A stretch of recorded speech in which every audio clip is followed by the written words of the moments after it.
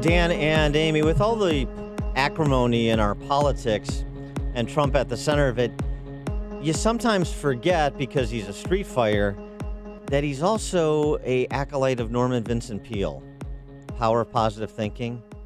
He's an optimist, particularly on America.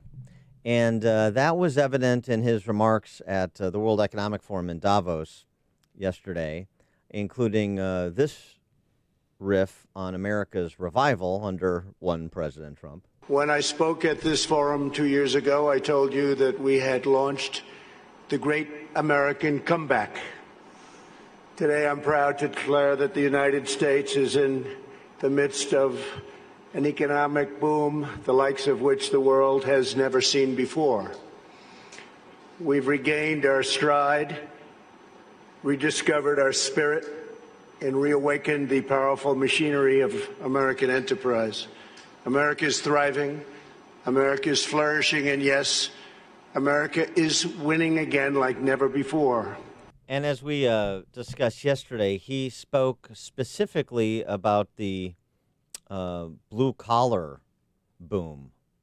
And he offered statements like, we've adopted a whole new approach centered entirely on the well-being of the American worker. It's interesting. Don Serber, writing at his blog, there's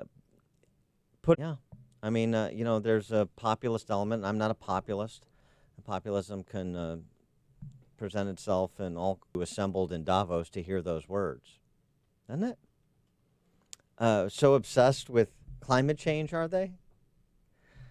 Walter Russell Mead has a fun piece. That was the theme yesterday. Oh, no, it's the theme of that's the conference And Trump theme. addressed it, and then Greta responded, but we'll get to that later. Walter Russell Mead, this is great. He attended the conference. He wrote about it in the Journal. Mm-hmm. There is something inescapably ridiculous about a gathering this self-important. Certainly, Marie Antoinette and her friends dressing up as shepherdesses to celebrate the simple life has nothing on the more than 100 billionaires descending, often by private jet, on an exclusive Swiss ski resort for 4 days of ostentatious hand-wringing about the problems of the poor and the dangers of climate change. Listen to it. This is good. I love this. When he got there this year, an earnest young aide at registration told me that to reduce the event's carbon footprint, no paper maps of the town were being distributed. One could almost feel the waves of relief from the nearby alpine glaciers at this sign of green progress. Mead writes sarcastically. Right, so everybody's coming down on private jets, yeah. But no paper maps. There we go. Strike a blow for Mother Earth. That's fantastic. But the question he poses at the end of his piece, the observation in question, is really key. As the millionaires, billionaires, and Greta assemble in Davos this week to debate the future of the world, they face a crisis of relevance. What if, with all of their competence, experience, cosmopolitan vision, and yes, goodwill, the Davosee are merely passengers, comfortably ensconced in first-class seats on a train whose route they do not know and cannot control? This is such an important point about what's going on within elite circles, the crisis of relevance. And so thus the need to hand-wring over things that are marginal and sometimes wholly manufactured, because what do you have to say about how things are progressing under, for example, in America, under President Trump? How do you mau it? For more on this, we're pleased to be joined by Matt Ridley. He's a contributor to the Wall Street Journal, Spectator, and London Times. He's the author of The Rational Optimist, How Prosperity Evolves, and also the upcoming book, How Innovation Works. And he is a member of the House of Lords across the pond. Fancy. Matt, thanks so much for joining us. Appreciate it. Great to be on your show. I'm actually sitting in a closet in the House of Lords to try and find somewhere quiet. Oh, very good. Thank you. That's a great sacrifice. We appreciate it. Yes, appreciate that. I mean, this whole week in Davos and some of Walter Russell Mead's observations, it dovetails nicely with a piece that you wrote for The Spectator about how, we may not be living in Candide, Dr. Pangloss, but things are pretty good. Exactly, and Walter Russell Mead is spot on with his observations. I wrote a book 10 years ago saying the world's been getting better, not worse, and at an accelerating rate, and it's likely to do so in the coming decade. And boy, have I been proved right, even though I was writing that book at a time when the world was in a great recession and looked like it might struggle to get out of it. I'm not claiming to be a far-sighted seer. I'm just saying that the process by which we generate prosperity has continued for a very long time and will likely continue, and is reaching really, really poor people. I mean, the percentage of the world population that lives in extreme poverty, less than $1.90 a day, has doubled in the last decade. That's extraordinary. We're now down to less than 10% of the world living at that level. It was about 60% when I was born. No generation has ever lived through an experience of lifting people out of poverty like that. We're defeating child mortality. We're increasing lifespan at the rate of about 5 hours a day around the world. These are incredibly good times to be alive. And yet we're telling the young, as we told previous generations when I was young, the same thing happened, that the future is bleak and we're all doomed. Yeah, what do you make over there about Greta Thunberg? And, yesterday she slammed world leaders on climate change, saying that basically nothing has been done. Well, I feel very sorry for her because I don't know where she's getting the idea that A, nothing's been done, B, that it's an imminent and immediate catastrophe, and C, that she should be really, really panicked. That's the word she likes to use about the future. But some adults have very irresponsibly told her that she's doomed, and I think they should be held to account for that because it just simply isn't true. It's not supported by the science produced by the Intergovernmental Panel on Climate Change, which shows a slow, gradual, and mostly so far beneficial warming, with some danger that later in the century it will be fast enough or extreme enough to cause damage. But at the moment, the number of people killed in droughts, floods, and storms continues to decline very rapidly, not go up. And where there are effects of climate change, they are on the whole pretty mild. And she talks about, some of her pronouncements are about extinctions and the likelihood that a lot of life will go extinct and that human beings will get so hungry in the next 10 years that they'll start eating maybe even each other. That's what the Extinction Rebellion movement says. This is nonsense. The amount of food available per head in the world is going up rapidly. The amount of land we need to produce that food is actually going down because of the improvement in agriculture.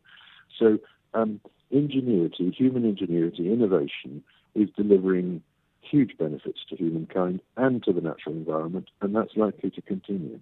Yeah, again, one of the predictions you made a decade ago that we're getting more sustainable is being borne out by some of the research, including this study that was tweeted out by Judith Curry, who's actually a scientist, as opposed to so many who inveigh on the topic of climate change who are not. The study is by academics in the Environmental Economics and Policy Studies Journal. Find is that actually the social cost of carbon is negligible.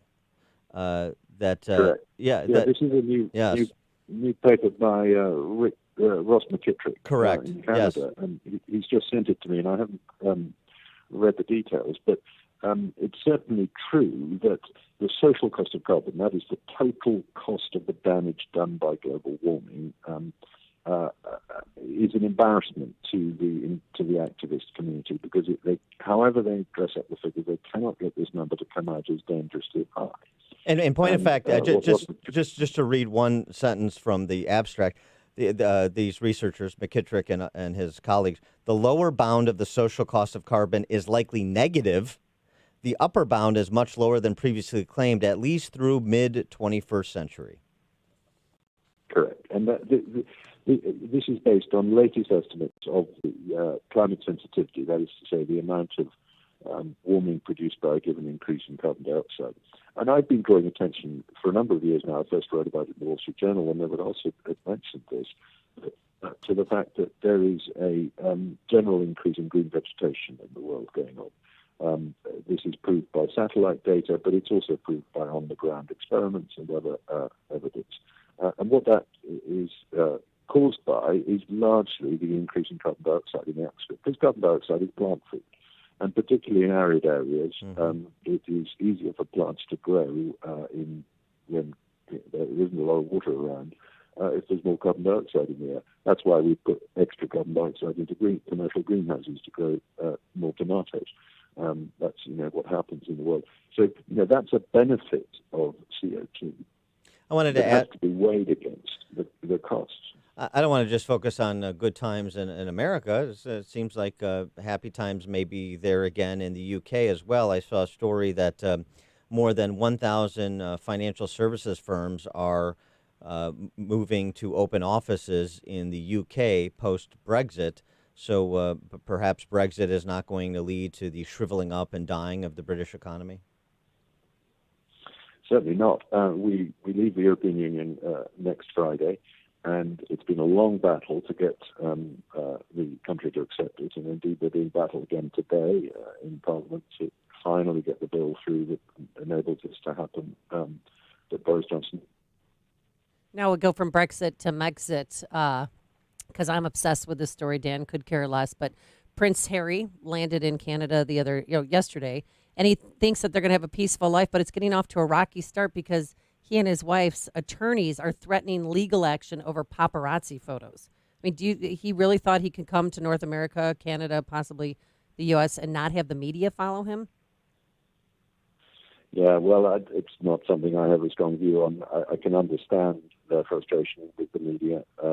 It isn't nice, but on the other hand, we the rest of the royal family lives with it, does a wonderful job, works incredibly hard. It's great for charities and other organisations here. I wish them well in Canada. I don't suppose it'll be very easy to forge a life there. And obviously we're sorry to see him go because they're both of them, most of us think they're great. We'd like them to stay, but there we are. But just back to Brexit for a second. You're absolutely right. We were told that our economy would fall off a cliff if we voted to leave.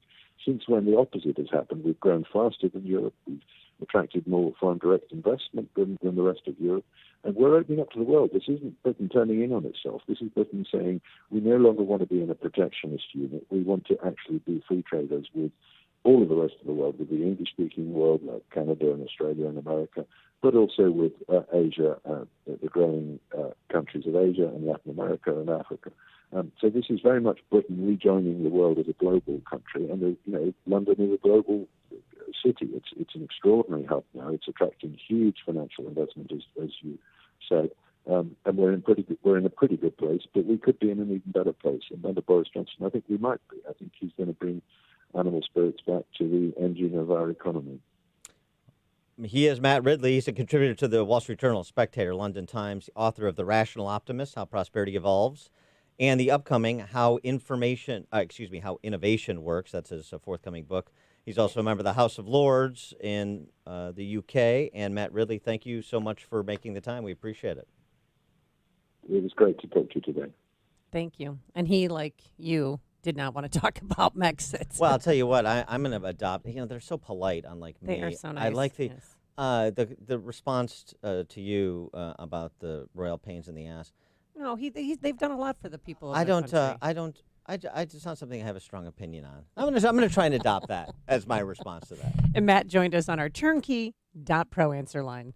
Listen to podcasts of Dan and Amy from the AM 560 mobile app. Download it today at 560theanswer.com/mobile. Folks, when shopping for a home mortgage, how much is great service, low closing costs, and competitive interest rates worth to you? At Townstone Financial, it's priceless. Hi, Barry Sterner, founder of Townstone Financial. Let's hear about the Townstone experience from one of our customers. Hi, my name's Lisa, and I just completed a cash-out refinance bank statement loan with Townstone Financial. I called Townstone Financial because I had a lot of equity in my house, but I also had a lot of credit card debt, and I wanted to take the equity out of my house to pay off my credit card debt, and nobody could help me with that because I'm self-employed. But